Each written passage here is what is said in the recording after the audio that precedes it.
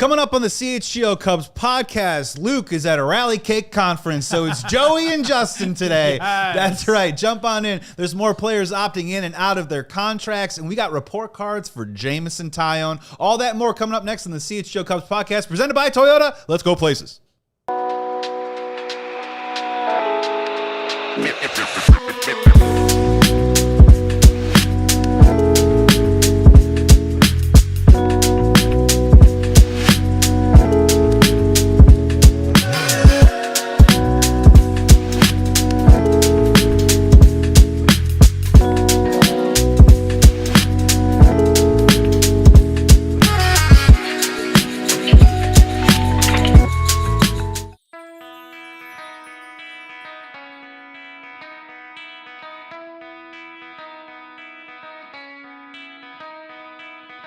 Hey, Chicago, what do you say? It's a CHGO Cubs Wednesday, presented by Toyota. Let's go places. Come on in.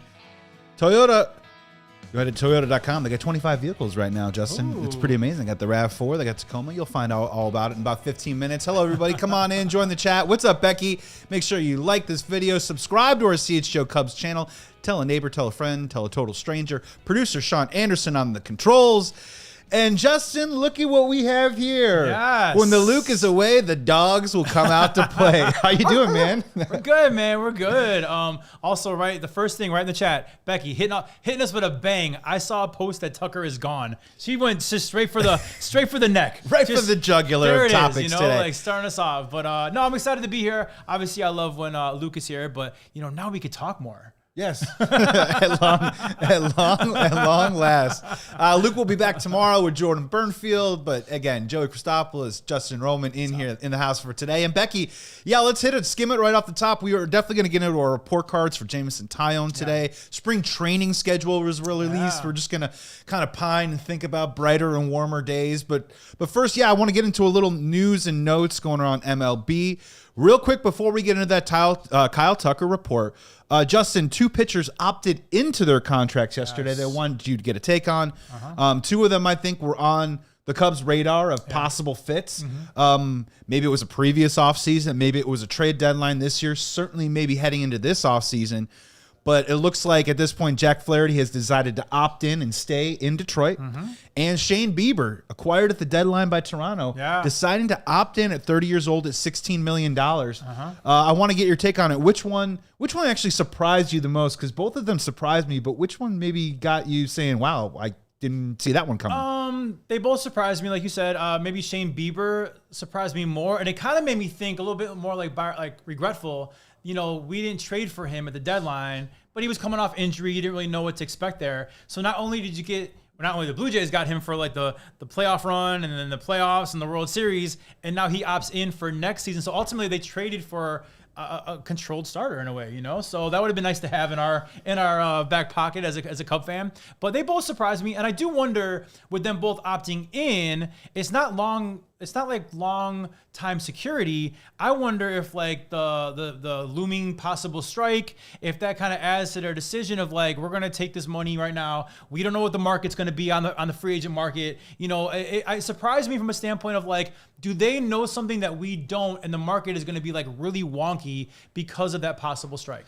Yeah, that's what's going to be intriguing about this offseason is each decision that each team makes, each player makes, it's fair to question and ask, is there an ulterior or a broader view decision-making process going on about what could possibly be coming in 2027? Yeah.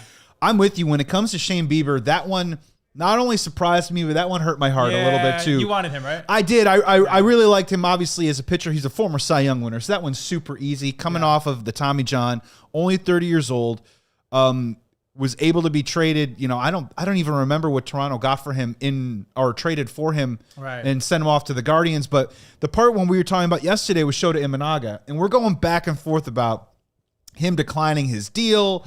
And is he worth $15 million? Is he worth $18 million? And we're going to find out whether the Cubs offer the qualifying offer of $22 million. Yeah. But you're telling me that Shane Bieber traded to Toronto enjoyed his experience. We both love that city, as people, very much. I would say it's the Chicago of Canada. Right? Okay, yep. That's a great. You're leading right into my point Yeah. here. So Shane Bieber came, enjoyed his experience. Now, granted, going to the World Series always helps that a little bit. For but sure. now he's opting in at $16 million. Don't tell me that's not a price that Cubs fans would have put a thumbs up for, or Jed would have put a thumbs up for if they had brought him in last year. You would think that his team would have advised him, like, we can get you more on a multi-year deal, right? But I don't really want to say I think he loved Toronto that much to just be like, yeah, I'm going to do you guys a solid. I think him and his team, and maybe Flaherty as well, they are just a little scared about what the market's going to look like because of this possible strike.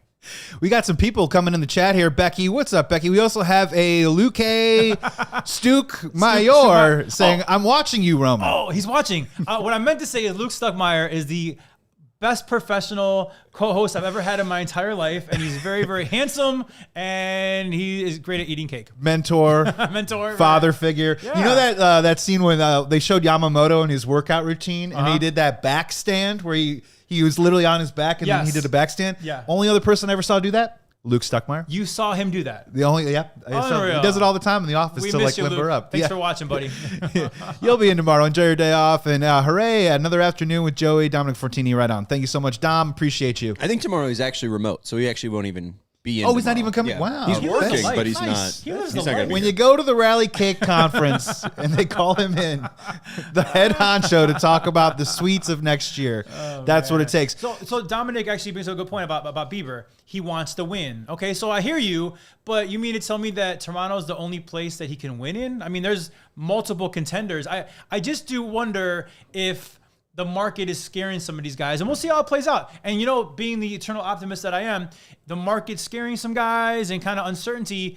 Could that possibly play into the Cubs' hands if they play their cards right? Yeah, that's the part that I get. Everyone makes their own decision. Yeah. But I'm seeing two sides of this coin right now, and one of the sides I think is maybe on the lesser end of what we're hearing noise-wise, at least what I hear on socials, where I think there's a lot of Cubs fans out there that are terrified and scared that the Cubs are not going to be interested in multi-year deals that go 3, 4, 5 years because they're worried about the labor strife and they don't want to commit mega dollars to that. But on the other side, it is curious that Shane Bieber and Jack Flaherty seem to not have a problem just taking the 1-year deal and having that uncertainty heading into whatever that labor strife is. They just want their money now. And if you're an agent where, let's talk about Kyle Tucker right now.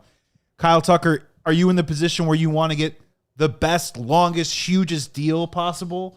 Or do you also want to maybe play in the waters of some of these deals that we've seen of the years past? Cody Bellinger type deal. Right, the opt-outs. Totally, Justin. And that's the question that I'm trying to figure out right now. Is it really that big of a looming cloud, this labor thing, about how this offseason is going to go? I think the Flaherty one's completely different. I think you saw him sign with this team, Detroit, in the 2024 offseason, traded to the Dodgers, won his World Series, and then he wanted to go back to Detroit. And he didn't have this great of a year. So I don't know if the market would even be that kind to him. An 89 ERA plus. He pitched 31 games, which I think is a huge win for him. But and $20 million is like, I'll take that $20 million. Right. So I don't think the Flaherty one is much of a sign, because the Bieber one, he's making less than Flaherty, who he's much better than. And obviously had that postseason success.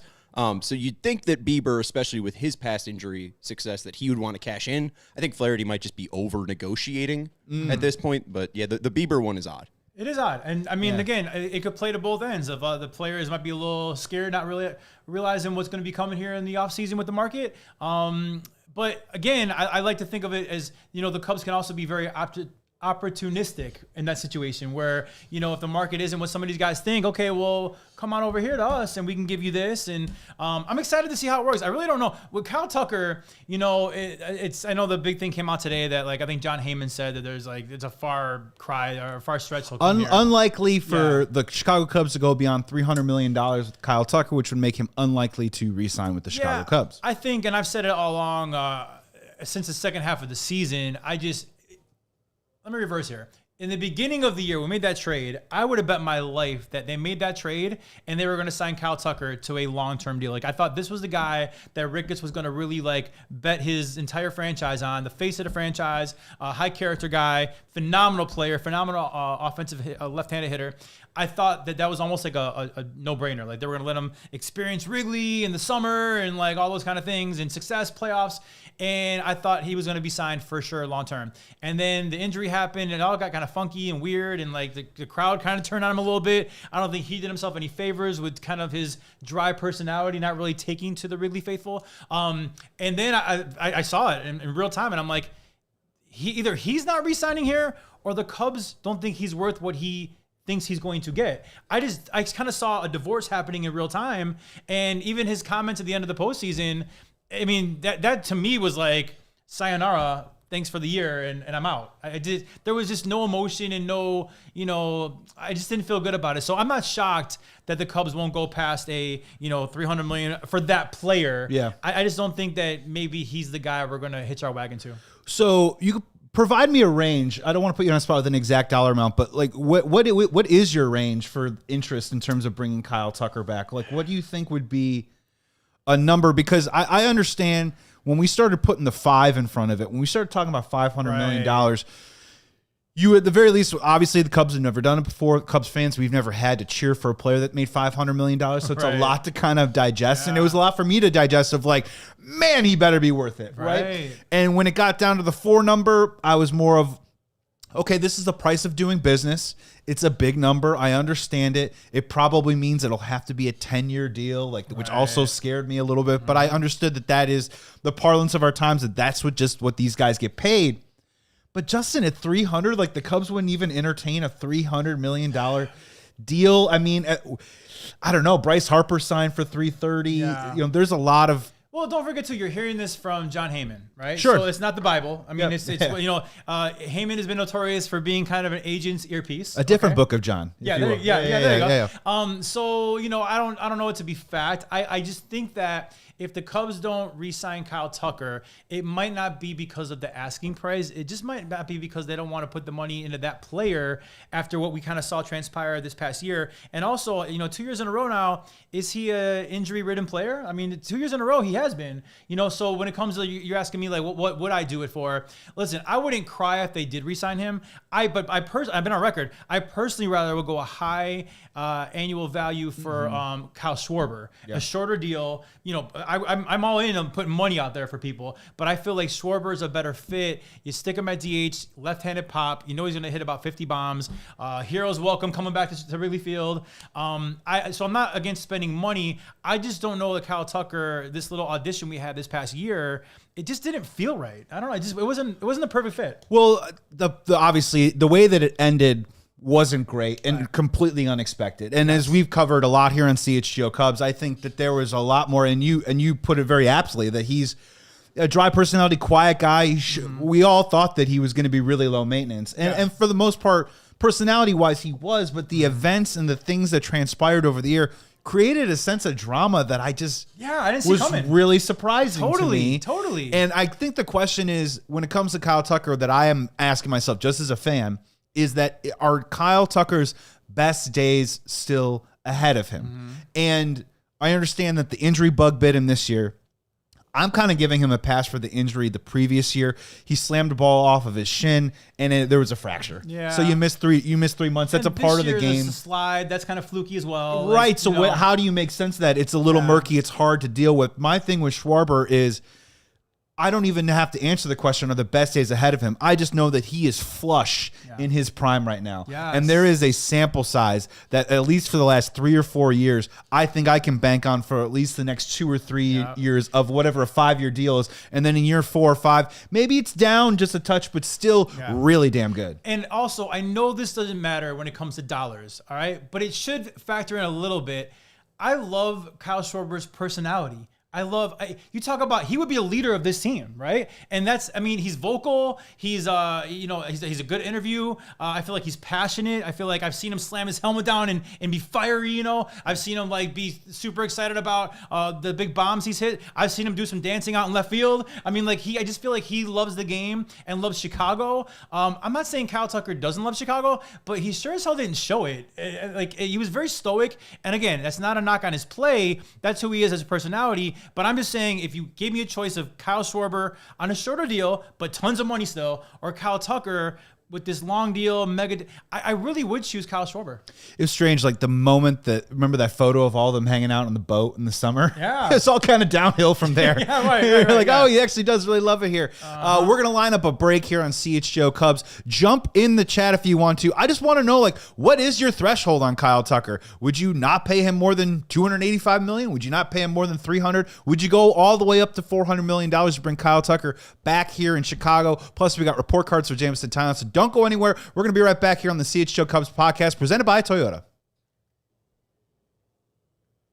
Hey there, Chicago sports fans. It's Blackhawks and Bulls season, and it is on the Chicago Sports Network. Visit chsn.com/podcast to sign up for your 7-day free trial for the All Access plan, which gives you over 300 live games per year. Catch every basket and every goal from your mobile device, television, or wherever you want to watch. CHSN. It's your home for the Blackhawks and Bulls all season long. The Chicago Sports Network, your home stream advantage. CHSN is also now available on Xfinity, DirecTV Stream, and also, according to Big Dave, a Fubo. So visit chsn.com for more details and check out all that excellent Bulls and Blackhawks action. The Bulls are 6-1.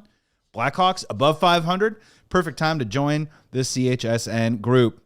I also want to talk today about Bet365. Whatever the moment, never ordinary with Bet365. And with the early payout offer, you are a winner. If your football team, it doesn't matter if it's the Bears or whoever it is in the NFL, if you pick on them and they all go up by 17 points, you get an instant payout on straight bets and parlay selections marked as winners. So download the app and use code CHGO365 when you sign up. They've got the Thursday Night Football $10 safety net bet. They've got the Sunday Night Football $365,000 jackpot. So place a $10 bet on the first touchdown scored and get a split of that $365K in bonus bets if your player scores the final touchdown of the game. It's payable regardless or if the first touchdown scores, if the bet wins or loses, and it's called that Sunday Night Jackpot. They also have a Monday Night Football 50% super parlay boost on same game parlays. So what you got to do is take the guesswork out of it and go head on over to Bet365. Playoff season is here, or right around the corner for the Chicago Bears. So make sure you use code CHGO365, deposit $10, place a bet for $5, get $200 in bonus bets. You must be 21 plus or older. If you or someone you know has a gambling problem, crisis counseling and referral services can be accessed by calling 1-800-GAMBLER and app only. Coming back here on the CHGO Cubs podcast, Joey Christopolous, Justin Roman, producer Sean Anderson filling in. We're all filling in for Luke Stuckmeyer today. But he's in the chat. It takes a village. He's in the chat. So he's in the chat. He's still here. He's dialing in. We've got him on hold right now. Make sure you like this video. If you haven't already, subscribe to our CHGO Cubs channel, please. It's a great way to check out and get notifications on when our next content is. We're going to be here with you all off season long, 4 days a week. Got a lot of chatter going on in the chat. Dominic Fortini, 1389. Did the Cubs win the World Series? Tucker failed. Also asking the question, who's going to play right field? Also, Owen Casey is throwing out there, too, as well. People believe that Casey and Moises are studs. And also, WCWL Wiffle Ball. I wouldn't give Tucker more than a bag of chips, Sean. So, hey, just got to throw out Aaron Judge, failure. Vlad Guerrero Jr., failure. Matt Chapman, failure. Cal Raleigh, failure. Yeah. Any player. If you're not a part of the 26-man Rogers on the Dodgers, your season was a complete Cal and utter utter failure. Thumbs down season. Oh, Do better. You broke Johnny Bench's catcher home run record? Sit down, loser. And Mickey Mantle's switch hitting record, too, as well. I got a buddy who literally, that's his mentality, is like, if you didn't win, like you failed. And I'm like, I hear you. Like, the goal is to win the World Series, but I look at the Cubs as having a pretty damn good year this year. I wanted to go further, and I hope we go further next year. But I wouldn't say the year was a failure, but some people have that mentality. If you're a tennis player, maybe. Right. If you're a solo person. Right. But it's a 26-man team. Totally, I mean, if Shota Imanaga sucks and Kyle Tucker hits 2 home runs, the Cubs easily could still lose that game. Right. Also, it's not your money. Right. Like, I don't understand this whole idea. Like, the Cubs are a billion-dollar franchise. Yes. And the fact that they wouldn't go over $300 million should be insulting to fans because it's not your money, and you're giving them money each and every year you're alive, whether it's through merchandise, TV, They're also raising ticket prices 8 to 10%. I bet they are. next year. Parking. I mean, all the hotels. To counter that, I totally hear you. I'm not taking this 300 million John Heyman report as the Bible, like I said earlier. He has been known to kind of be an earpiece for agents and kind of like, stirring the pot a little bit. Now, listen, there's a pretty good chance they don't sign Kyle Tucker long term. I'm not sure it's the price that would be the reason. It might be the player and the fit. But again, I'm going to hold my judgment. I always do. I hold my judgment until the opening day roster because, as we're reading the chat here about who's going to replace Cal Tucker in right field, let's not forget, Cal Tucker didn't play right field for like the second half of the season. Who did? Seiya Suzuki. Now, in the past, I thought Seiya Suzuki was a horrible defender. I thought he did a pretty good job filling in for Cal Tucker, not just in the second half of the season, but also in the playoffs. I mean, he didn't make any miscues that I can remember that cost us games or anything.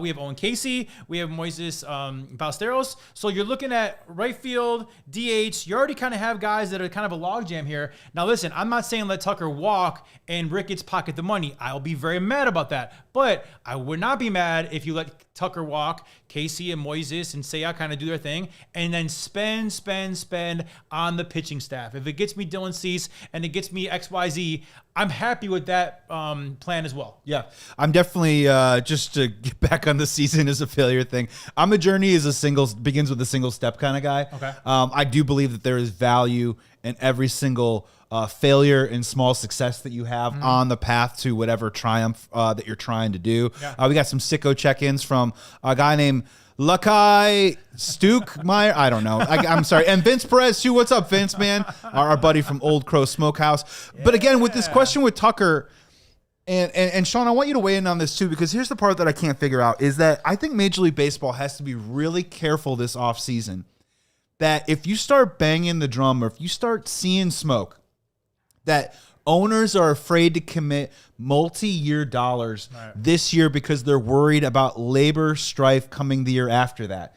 Doesn't that start to smell like collusion to you? You can't tank this offseason if you're Major League Baseball and not commit dollars. And we've been seeing this for years now where guys sign later in the year. Yeah. Cody Bellinger, where am I going to get my money? Oh, I'm going to sign this one-year deal. Alex Bregman, where am I going to get my money? I'm going to do this with all these opt-outs.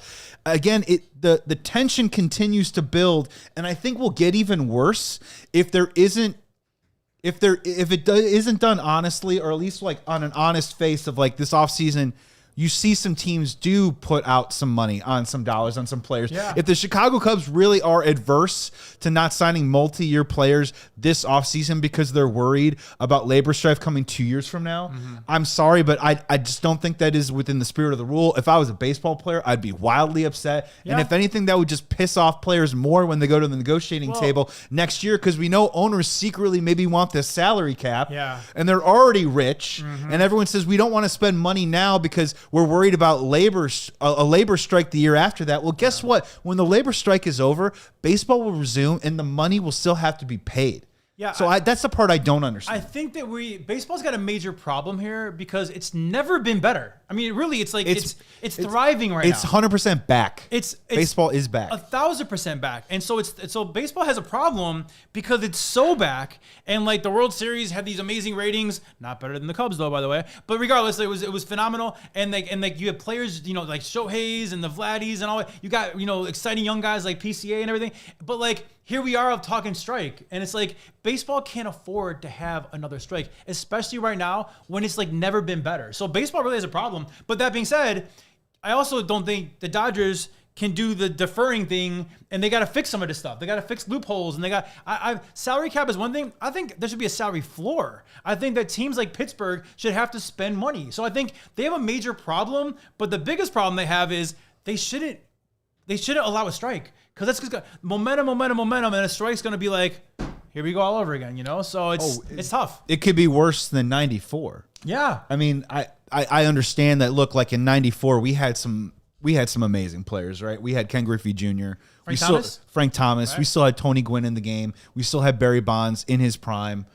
There was a lot of great things going for baseball right now. Yeah. But in terms of internationally growing the game right now, there is no bigger star than Shohei Ohtani. Right. So you're literally going to tell me that you're going to take games off of the schedule. You're going to take money away from the till and from the gate because you're trying to institute this hard salary cap, which also, by the way, they already kind of have a soft salary cap with this luxury tax where they make it more punitive year after year after year. Now, this is a conversation for next year, right? But I am curious about how it seems to be on everyone's mind that this is how next year's problem is going to affect this year's offseason. Yes. And the one thing about me with the Cubs is I hope that they are proactive, and I hope they say to themselves that we could still spend money on this team and it's not going to affect us in future years because of the position that they put themselves in. Yeah, like Justin, they have money coming off the books all over the place. Yeah. They could stand to absorb a 4 or 5 year contract for multiple players this offseason because so many guys, including the guy we're going to do a report card on in a couple minutes, is all coming off the books in the next year or so. Would you be mad? I'm just thinking out loud right now. Would you be mad if the Cubs loaded up and spent tons of money, but on a lot of 1 year deals to supplement the guys they have long term, like Swanson and PCA and Bush and Matt Shaw and Palencia? Would that make you mad if they spent just up to the luxury tax, but it was a bunch of 1 year deals that supplemented what they already have? So I want the best baseball team we could possibly have out there. Right. So Agreed. I'm not going to be upset if they let's just throw a couple, let's just say Alex Bregman wanted to do a 1 year deal and then they loaded up on a couple of great, like Michael King did a 1 year deal or whatever. Right. I'm just arbitrarily throwing names out there. Hypothetical. I wouldn't be upset if it meant that they had a real shot at winning the National League and the World Series. Right. I'm cool with every season is sacred and worrying about the 2032 Cubs some other time. I will say though that it is kind of a bit of a dangerous way of continuously thinking that you can keep rolling it over and keep saying to yourself, we're always going to hit on every single free agent, every single time. I am someone that is more interested in guys that, look, they have a track record. This is bankable, and the dollar that I'm spending is the dollar that I'm going to get as a return. So I understand the deferred money is like I'm spending $1 in 20 years that I'm not getting a return on. Well, I would just push back that Kyle Schwarber, Kyle Tucker, those are dollars that you're spending that you can get dollars on return on. So I'm open to that, but you said something that sparked something in my head. Track record, right? Yeah. I think we both know Kyle Schwarber's track record is what it is, right? I mean, it's bombs and RBIs and on base and all this. Ironclad. Yes. Yeah. Is Kyle Tucker's track record what you think it is? What you want it to be? Does it exist anymore? You have 2 years now of inconsistencies, injuries. I know he was great, 2 years ago, that first half of the year. Injury then kind of messed it up a little bit. Does Kyle Tucker have a track record that excites you? Yes. Okay. Yeah, it still does to me. Okay. And the big one is, and I'm kind of picking this off of somebody else, but they were having a conversation, and I think it's a fun one where it's like, Juan Soto, you can debate the merits when you look at the counting stats of whether he's worth $700 million. Okay. But across baseball, and if you talk to enough people, Juan Soto puts together the toughest, best, most impressive at-bat every single time he goes up there. Okay. He spoils really good pitches. He has a great innate sense of the zone. He can hit the ball hard. He can get on base. He shuffles. Yeah, he does. He does, and he gets a little attitude about it too as well. When he spits on a pitch that most people would usually swing at. I do think Kyle Tucker over time, I think he does put together still a really, really impressive at bat. Now we've seen him get out of whack last year out here with the Chicago Cubs. That frankly even surprised me, and I don't know how the power exactly will play on a year-to-year basis.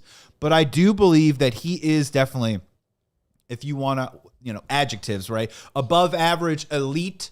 I think he is closer to elite than he is above average. Okay. I don't know if I'm putting him in the category with Vlad Guerrero Jr., Cal Raleigh, Aaron Judge, Shohei Ohtani, Juan Soto. I don't know if he's in that category, but I do think he is in the category right below it. The question is, again, I'm now asking myself the question, can he stay on the field? That's going to be a question now that I probably is going to dog him for a couple of years. Because a lot of his value is being a right fielder and stealing bases. Correct. And all those things, right? Right. And then the other part is, is he a future DH? Is he going to be able to stay in right field? Just how does that work with the construction of your roster? But I really do believe still that Kyle Tucker is an upper echelon hitter. Is he the difference maker that I thought he would be? No, but I'm starting to maybe split hairs, and I'm maybe starting to lean into my own bias of expectation where, coming into the year, Justin, we had to do these predictions, right, of who's going to lead the team in home runs and what is it going to be. I had Kyle Tucker hitting 37 home runs, right? That's my expectation, though, right? That I have to recalibrate that maybe he is. I think we all felt that way. We Chicago was craving a superstar, the Cubs in particular, and Jed went out and traded for a superstar. Yeah. The problem is we only got a superstar for about 2 months, and then he went away. So that's why I think it's just disappointing across the board because we actually did get that superstar, and we saw a glimpse of what he can do, and you saw a glimpse of what the lineup can do with him in the middle of it.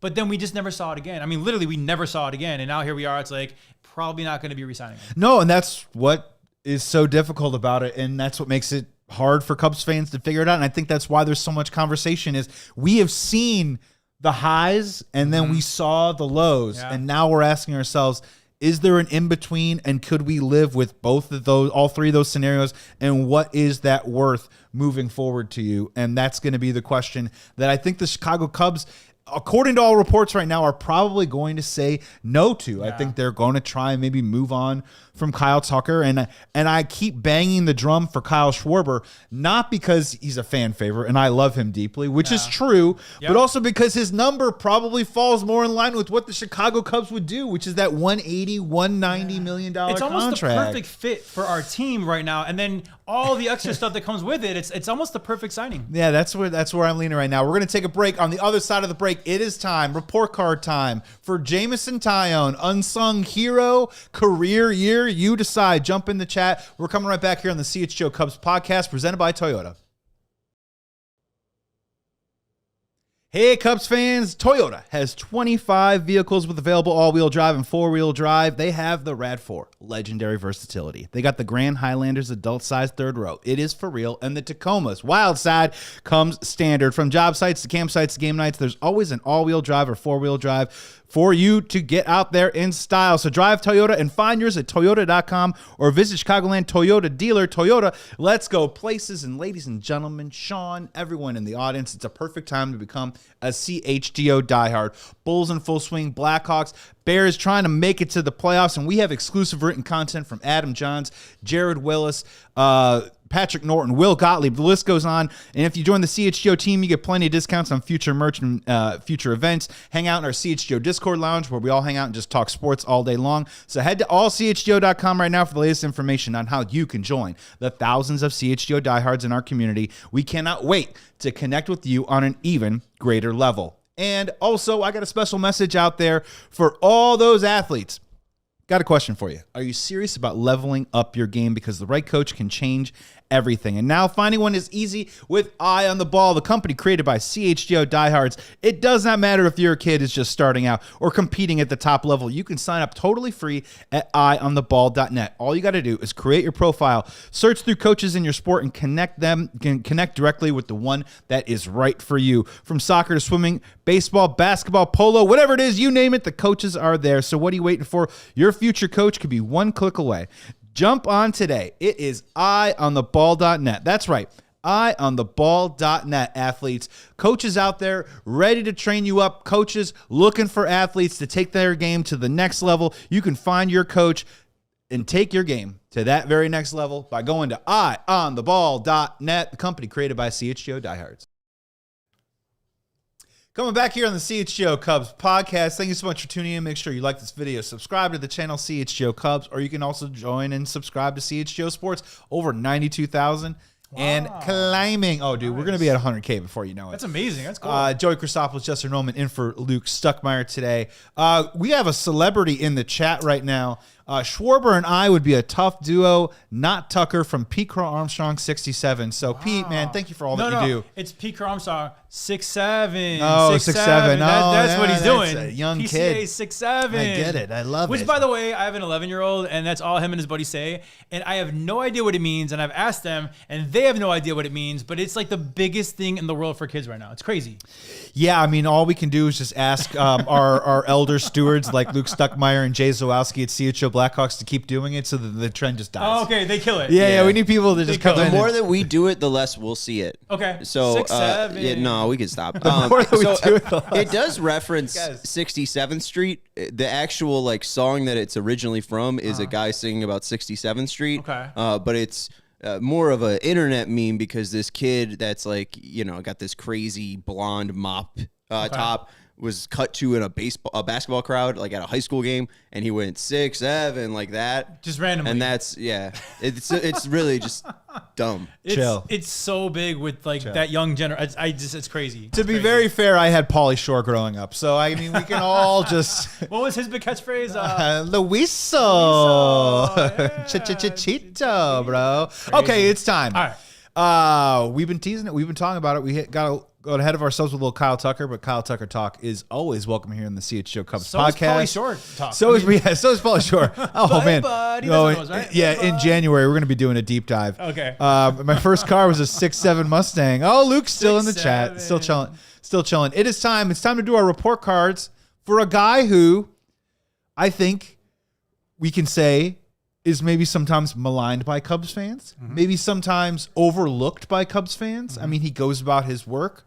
He's a quiet contributor, but man, guy that had a really solid year, Jameson Taillon. Yeah. Just your overall thoughts. We're going to do our grades in a second, but just when I say what kind of a year did Jameson Taillon have to you, Justin, what do you say? I think he had a great year, phenomenal postseason. I think he's a real good dude, a great teammate. I've seen him on Twitter. Actually, recently, when it was about the Cade Horton Rookie of the Year nomination, and like he got on Twitter and was like defending why Cade Horton should be the winner. He's just a good dude. I recognize he was a good dude from his opening press conference with the Cubs, was it 3 years ago, for whatever it was? It was via Zoom, and I'm watching it. I'm like, God, this is like a real nice guy, you know? And then he's a consistent pitcher. You know what you're gonna get more times than not. Quality start. And I would argue my last thing I'll say about him is he's underappreciated. I think because he's not flashy, I think Cub fans have underappreciated this guy, but he had a great year. Yeah, and as we're doing this today, I thought it was nice to do the follow-up to Jameson Taillon after doing Shota Imanaga yesterday. Right. Because I think the theme of yesterday's show was that we loved Shota as a Cub, and he loved being a Cub. He was a fan favorite. But inconsistencies in the second half of the season, unfortunately, now have him in peril of whether he's going to be a Chicago Cub moving forward. That is not the case with Jameson Taillon. No. Jameson Taillon is a metronome. He has been as consistent, as consistent as it gets. Yeah, go out 7 innings, 2 runs, 3 runs every single time. And I think that's what needs to be, that's my overriding theme or thought when I think about Jameson Taillon this year. My other one is my big Chicago sports, it's a pet peeve almost, is when these guys sign these long-term contracts. I always ask myself, you know, when Jameson Taillon signs a 4-year deal, are you really, as a Cubs fan, expecting to get 4 incredible years every single time? I personally don't. I think there's always going to be one off year in there, or a year that, whether there's injury, whether there's inconsistency, you're just not going to get maybe what you paid for in terms of the contract. Or you had to add an extra year to get the guy, you know, that last year's going to kind of be like... Right, so if you telling me the conversion rate is 60 to maybe 70 or over on the percent of delivering on it, then I'm happy and I think it was a good deal. And after this season, I'm ready and willing to say that the Jameson Taillon deal was a great deal. Absolutely. Did not have a good first year. Was incredibly solid last year, and then backed it up again with another really solid season. So that's now 2 out of 3 heading into a contract year. And when we talk about, you know, what are we going to need from this Cubs rotation next year, I think Jameson Taillon now slides really nicely into hopefully that 3 or 4 slot. Agreed. If he's a number 2, I get a little worried, right? But we're both hoping that, you know, your guy Dylan Cease or someone comes in and it's Cade Horton and somebody else. Via trade or free agency, he's the 1A, 1B, and now you feel really, really good about Jameson Taillon sliding into that 3-4 spot and just providing you what you said. Innings eater, a guy that always takes the bump every 5th day, gives you really good work on the mound, isn't going to blow you away with stuff, but he's really refined it and just figured out what works for him. There's a formula for Jameson Taillon, and it works, and it really came to fruition this year. It did, you know, and again, there's a comment there I want to get to really fast, if you don't mind pulling that up fast. They called me out, and I want to acknowledge it. Dominic, right there, I said, you say Tucker wasn't personable, neither is Taillon, but you heap praise on a guy who prepares and goes out and does. So here's the deal. You're absolutely right. Tucker's personality, it was dry, and I just never felt he like loved being a Cub. I never felt like he loved Chicago. That is not true with Jameson Taillon. He could be quiet, and I feel like, and I've seen it, he loves being a Cub, and he loves being in Chicago. That's my difference of Tucker and Taillon. Yes, they're both on the quiet side, if you will, but like one never really embraced the city, in my opinion, and Taillon definitely has. Yeah, my only pushback on that is that I don't think I'm asking as a Cubs fan that Jameson Taillon have a megaphone and be hilarious and like do a stand-up set for 10 minutes. And maybe he's just had more, he's been afforded more of just being there a little bit longer. Right. But if you do listen to Nico Horner, Ian Happ, they will name check Jameson Taillon regularly. There is a friendship core there on that team. Yeah. And Jameson Taillon is looked at as a leader on that team. Yep. And he's also looked at an elder statesman and a guy that has a lot of close relationships on the Chicago Cubs. So I think his presence is definitely felt in the locker room if he isn't necessarily like that rah-rah guy. Right. And we unfortunately maybe just don't have the benefit of either the knowledge or the time to understand whether Kyle Tucker made those relationships or not. But clearly, I think what we're talking about a little bit more is, acknowledge the right field fans. They love you out there. That kind of stuff that never really came up. So, and one more thing. Yeah. Kyle Hendricks, another guy, dry personality, but I always knew he loved being a Cub and loved Chicago. Yeah. I'm not asking everyone to be like PCA, right? I mean, we couldn't have 9 PCAs. Like the Wrigley Field would explode, I feel like. But my point is, not everyone has that personality, but a Kyle Hendricks was dry. I felt like he loved the city and this team. Jameson Taillon, a little bit less personality, but I just know he loves the Cubs and Chicago. And he said it many, many times. Yeah, so let's I think it's grades time. Yes. I think it's time to hit a little bit of the grades.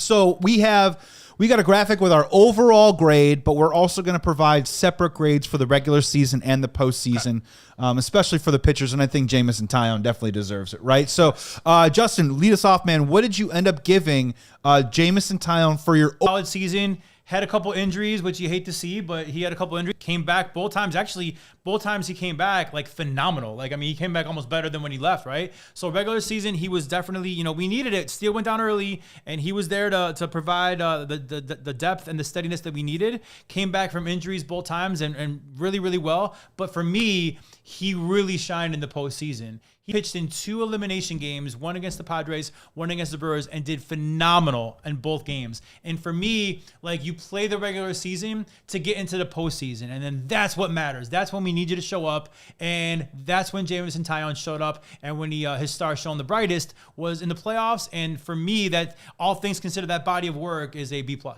Yeah, look, if you're like the B+ is like an 88, I'm like an 86. Okay. Like I'm really not that far away from a B+. I'm really impressed by Jameson Taillon this year. And again, I was like, of all the times that I think I freaked out this year was that when Jameson Taillon got a calf strain. I was like, oh my God, he's not coming back. I know. It's over. But he ended up coming back, and he ended up obviously performing like he did in the postseason. So let's get into some of the stuff of why I have him at a B. Let's start with the stuff that I think makes him a little bit more middle of the road. When you go to Baseball Savant, his fastball velocity, 92.3, not going to blow you back. In about the 20th percentile among Major League Baseball. Again, the higher the percentile, the better that pitch is. But the great part, and we saw it on a week-to-week basis when he took the mound. Walks, he was in the 93rd percentile. He does not put guys on base. Right. He was huge at getting first pitch strike, pounding the zone, getting ahead of the count, making the count and the sequence on his terms. And with that low walk rate, Chef Kevin Penner says his home run per 9 was the highest ever in 2025.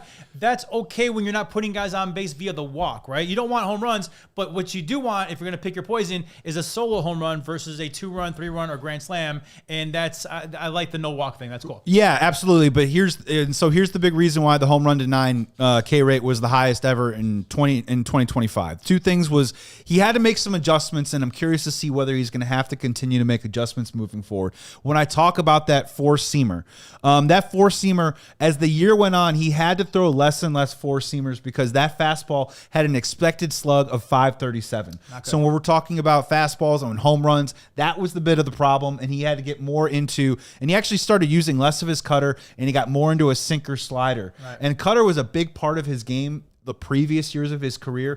As it's moved on to the later stages of his career, it's more sweeper, it's more sinker, and I'm curious to see what that mix looks like moving forward. So the fastball can be his friend, and it can be his enemy.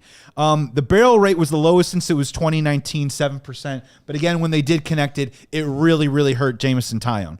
The part that I loved about Jameson Taillon, especially this season. Now, he had 4 straight years of 28-plus starts every single year. This year with the calf strain was when he broke that streak with 23. But of those 23 starts, 14 of 23 starts, 6+ innings. I know you like that. Love it. I know you like that. Yes. Deep in the games, Justin. Yes. 14 of 23, 6+ innings.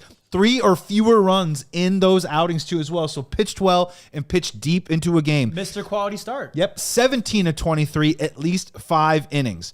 19 of his 23 starts, he gave up 4 runs or less. So really, he only got blown up 3 times all year long. So a guy that gives up a lot of home runs also didn't really get blown out of games. And then the stats that I like in the regular season: at home, pitching at Wrigley Field, 3.05 ERA. Love it. Day games, 2.67 ERA. Love it. And then had an amazing second half that led into that postseason.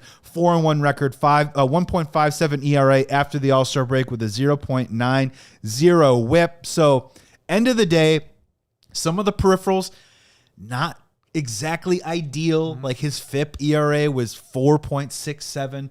But the guy was still a veteran pitcher with that guile, that moxie, all those cliched words, and was able to get ahead in some counts. And again, was a guy that just eats up innings. Yeah. He is an innings horse, and in the middle of a rotation, that's really important to have. And all those things you read to me, and even about the the fastball and all, it shows me he's a pitcher. Yes. He can adjust, Correct. right? He's not stubborn to a fact of like, oh, I'm going to pound this fastball. Like, he is a pitcher. He makes adjustments year to year, and that excites me for next year because, and if you, those stats, after the All-Star break, he was great, like almost phenomenal. Postseason, he was great. So we got better as the year went on. So I'm excited about next year because he is a pitcher, a smart pitcher at that. And what adjustments will he make going into next year? Like, he might outperform his contract. I mean, like, for real, a 4-year deal that you feel good about right now. What if Taillon has a phenomenal year next year, or at least pitches like a 3 in this rotation? You'd say he outperformed the contract. Yeah, look, he's going to go to the post 28, 30 times a year. Going to win you. I mean, I know we don't value wins as much anymore, but still pitch deep enough into games to get you 10 to 13 wins. The ERA is going to be around 3.5. He's going to keep you in ball games. He hasn't walked a lot of guys. I get it. He gives up the occasional home run. But at the same time, this guy is a really quality pitcher. And Luke Stuckmeyer, Cubs' best pitcher in playoffs, exceeded my predictions or expectations. Did he exceed Zip's projections? Sean, do you have that graphic, or we did talk about it before the show? We can verbal that too. No, I read them out loud for you to write them down. So the computer's also crashing. So that's what I was asking. Let me see if we can use our dial-up to find that. Anyways, the Zips projection were pretty much right in line with what he ended up putting up. I think he had a 1.3 F4. No, he was better. It was around. It was around a 4 ERA because he pitched less. Yeah, but it was. Well, hold on. So give me a second. Well, hold on. While you're looking at that, who cares about the Zip projections? He exceeded Luke's projections, and that means everything. On this show, that means everything. So how many innings did he pitch? What's that? He pitched 144. He was projected to pitch 144 2/3. That's insane. And no, wait, I'm sorry. He pitched 129. He was projected to pitch 144. I got those you flipped. have the projections. I just remember them in my head. So he pitched less than what he was projected to because of injury, but he pitched better. A 4.17 ERA was projected. He was around 3.6, 3.67. Yeah, and his WAR was 1.3. I think in total it was 1.1, which in 3 games less, his quality per start was greater than what was expected. Yeah, so outperformed projections. Again, that second half was a huge part of that too, as well.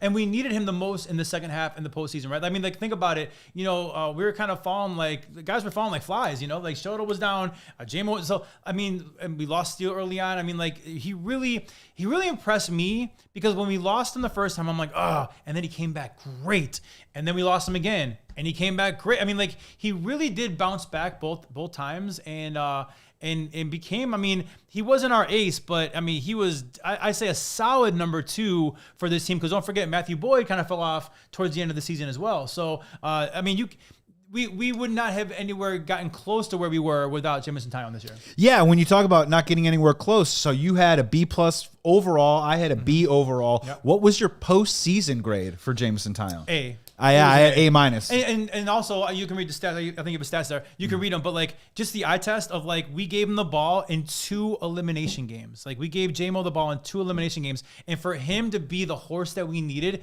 And mind you, we were kind of scrambling because San Diego, he pitched game 3, I believe, right? We had the opener for Shota on game 2, and we're backs against the wall now. A game 3, and who took the ball and who just freaking was awesome. Jameson Taillon, right? And then Milwaukee, we're down 0-2. The sky is falling, right? And when it gets to JMO, elimination game again, he steps up. And the guy stepped up twice for us in the postseason, all the pressure on him, and he delivered, man. So for me, it's an A. Yeah, against San Diego Padres, just to reiterate, 4 shutout innings, only 2 hits, 4 Ks against Milwaukee, 4 innings pitched, 5 hits. Guy had a little traffic with a couple runs allowed, 1 walk, 3 Ks. But when we talk about postseason performance, and what we needed, as you said, what we needed from that man, Jameson Taillon, in those moments during those series was absolutely crucial. And Jameson Taillon, right? Like, I get it. It was a shorter series, and we were talking about MVPs, and we're throwing Dansby out there. Right. Jameson Taillon was right up there on that list, and he's another Cub that I think after the postseason, I think we're walking out of the year with a greater appreciation for Jameson Taillon. And honestly, I have a little bit more of an excitement about what he can bring to the team next year than I think maybe more like, oh, ho-hum. He's not a top of the front of the rotation guy. You know what I mean? Should we get excited about Jameson Taillon? I think that you should. I think that he's a guy that's going to lock into the rotation next year. And when you look at the money that was given out to him and the consistency that he brought compared to the situation that we've gone through the last couple of days with Shota Imanaga, I'm happy that Jameson Taillon's on the Cubs. Absolutely. And I think that if he is your 3 or 4 next year, which I think we both hope he is, you have a pretty damn good rotation, because that means you have Horton and then fill in the blank of a trade or a Cease or somebody that's ace-like up top, and then you go Boyd, Taillon. I think the emergence of Taillon and the consistency and what you see is what you get. It also may play into the whole Shota decision too, because I've said it before, I'll say it again. Jackson Wiggins is coming, right? Javier Assad, people wanted him on the playoff roster. I think you can afford to let Shota go if you do, and put that money into a higher end starting pitcher, because you have a guy like Jameson Taillon, anchoring that 3 or 4 spot. Man, we're gonna. I don't want to overhype Jackson Wiggins. I hope he's just really good, because if he is, it solves a lot of these issues. And Chef Kevin Penner, who's always in the chat, always bringing great comments, he said something along the lines of, he brought some stats out and also said that he's more of a starting pitcher 5 now. I don't disagree with you. Can we maybe meet in the middle and say maybe he's your 4 now? Taillon? So as long as the Cubs go out and sign, as long as the Cubs go out and sign a front of the line guy. Adam with Cade Horton, and then Matthew Boyd, Jameson Taillon with the 5, then that's where Jameson Taillon slides in, and it's pretty damn good. You're only signing one pitcher, though? I mean, the whole talk is that you're not spending $300 million. I mean, the Schwarber thing seems like it's not even like a guarantee. He might just sign back with Philly. Like, if you don't get Schwarber, you wouldn't want to get another top of the line or 3rd starting pitcher. My thing is, here's what my gut tells me: we're going to sign somebody like a Dylan Cease or fill in the blank, whatever, right? And I don't forget, we have a lot of prospect capital. I see a trade coming as well. There's been a lot of talk back, last offseason about us trading some of these young prospects for a pitcher. So I could see a situation where we sign somebody that's like a Dylan Cease, and we could trade for somebody to fill the rotation as well. So I don't think it's only free agency this offseason. I think, and also with the looming strike and everything, in the market, I think a trade might even be likely, where you kind of have a cost controlled starter that's in your rotation as well. Yeah, I think we're all in agreement here. I think what I want and what I'm leaning on of preparing myself for the reality is, after the Shota Imanaga decision yesterday, I said it, that I think we need 2 guys now. So I'm in agreement with you on that. And Sean, I can just see a world where the Cubs easily just say we signed 1 guy, and then the 5th guy is going to be a roulette of Colin Ray and Javier Assad, and they're going to build it up and maybe even throw Jackson Wiggins' name in there. I could easily see the Cubs doing that. I'm preparing myself for this scenario, but you're 100% right. They should at least bring in 2 guys right now, and if Taillon all of a sudden is your number 5, that's when I start getting really excited about this rotation. Fangraphs estimates their payroll for $148 million. Even if you sign Cease to around a $30 million a year contract, that's $178 million. The 70 more to luxury spend. Tax threshold is $244 million. Correct. That's a lot of money to try to find and fill out with talent. You don't need a first baseman. You have Bush. You don't need a second baseman. You got Horner. You don't need a shortstop. You got Swanson. It seems like Shaw's your 3rd baseman. Maybe you go out and get a catcher, but there really isn't a vibrant catcher market right now. Like, you're going to go out and spend on pitching. So Taillon, maybe he's moved to the pen to eat up innings, and maybe that keeps him healthy to where he's like a fairly valuable postseason arm like Bassett was. out of the pen for the Blue Jays. Yeah, the other option, right, is like Devin Williams, but they don't pay for relievers, right? So it'd have to be starting pitching, and it's going to be offense. And Sean, you're right. There's tons of money to spend with the Chicago Cubs. And they're going to spend it. They're going to spend it, Okay, man. okay, all right. I mean, I want them to spend it. I'm just, I don't know if I'm 100% there yet. I'll be honest with you. You got to talk that way to prevent yourself from crying. I know. I love manifesting. I'm all about that, man. But it's just like, I want them to blow me away. Like I'm trying to have a reasonable expectation for this Cubs offseason where at the bare minimum, I want a premier slugger. I want a premier pitcher on this team. Yeah. And if they go beyond that, which they should, if they go beyond that and push in, and let's say it's 2 pitchers and a slugger or one, whatever the combination is, and they blow me away, I'm going to be the first one to clap, pat them on the back and say, all right, let's go. I'm just not going to be, I've just been a Cubs fan too long to be upset if they don't sign 5 guys, but I do think 2 or 3 is a very reasonable expectation. Yeah, I think, here's the deal. As a Cub fan, you can't tell you how to fan. You fan how you want to fan, right? But, I mean, with the playoffs, we had, 5 playoff games at Wrigley, right?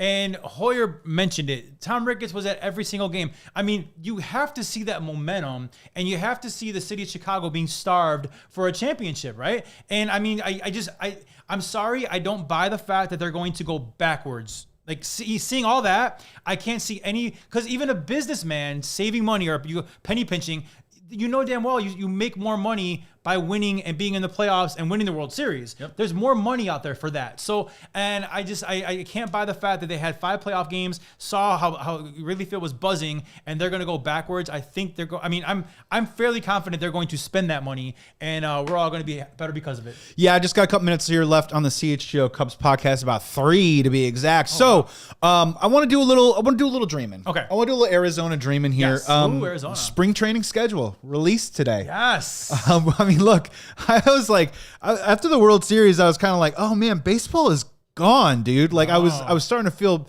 really bummed about it, but at least they have some games on a calendar that we can start looking forward to right now. No times though, but just games. No times, just games, just home games at Sloan Park. You can start making your arrangements, and hopefully we're all gonna be hanging out there at some point.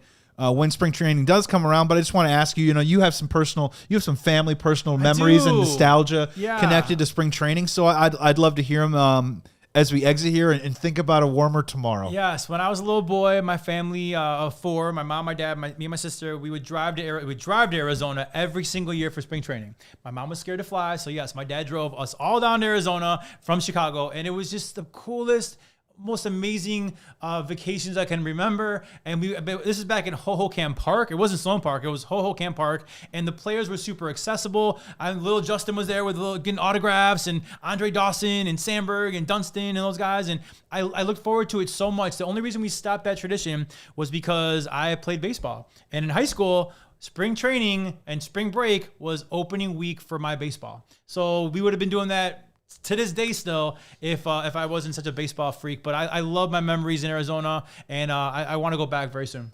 Oh, you should. I went a couple years ago for the first time. Okay. I had never been to a spring training my whole life.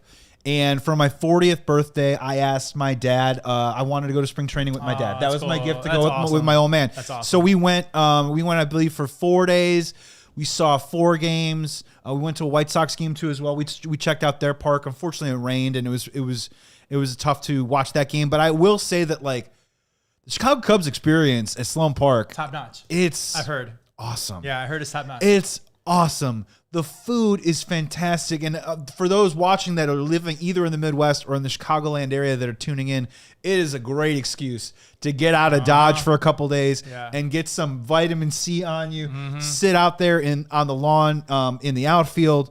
The burn, they call it, right? The burn? Yeah. The food is incredible. The whole experience is really great. They got hotels really close by, so you can either pregame and tailgate, or you can hang out afterwards at a restaurant. Just kind of mix it up with Cubs fans. Yeah. And you know what the best part about spring training is? What's that? Is like just like the dumb stuff you do with your buddies, your friends, or my dad or whatever it is, where you just like nudge and you go, he's going to be pretty good this year. Or, Oh, you know what I right. mean? Yeah, Like, yeah. wait, did he lose weight? Yeah. You're like Brujan. He's going to be a stud. Yeah. Oh, we got Brujan? I don't know. He's hitting 400 in spring. Let's pencil him in for 400 bats. And you just have, like, frankly, like the most unrealistic, silly sports conversations because you're just so excited for the game to come back and for the bell to ring and have the games count. And, you know, I 2 years ago when I went, I think Seo was hitting like 470 or something like that in spring, and he hit like a bomb and had 3 hits. One of the games that I went to, MVP.